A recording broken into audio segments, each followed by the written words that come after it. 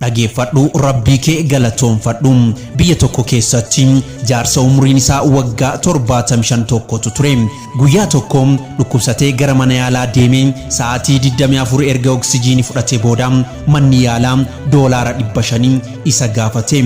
Kana booda jaarsi naasu guddaadhaan garmalee gaddee booyuu eegale. Doktorichis yeroo jaarsa kana argu yaala isaaf waan kafalu waan dhabe isatti fakkaate maaliif boossaa waan kafaltu hin qabdu jedhee isa gaafate.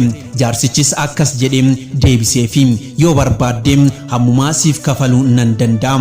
Ana garuu kan na boochise waggaa 75 guutuu qilleensa tolaa itti fayyadamaa ture.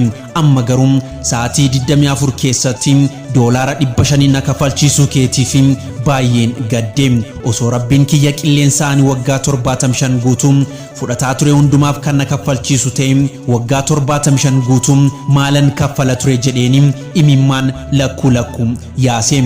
Argite gumaacha rabbiin keessiif godhe. Ammas kana beekte rabbii kee bakka jirtutti bakka deemtetti uumaa kee waan si gumaache yaadata galateeffadhu.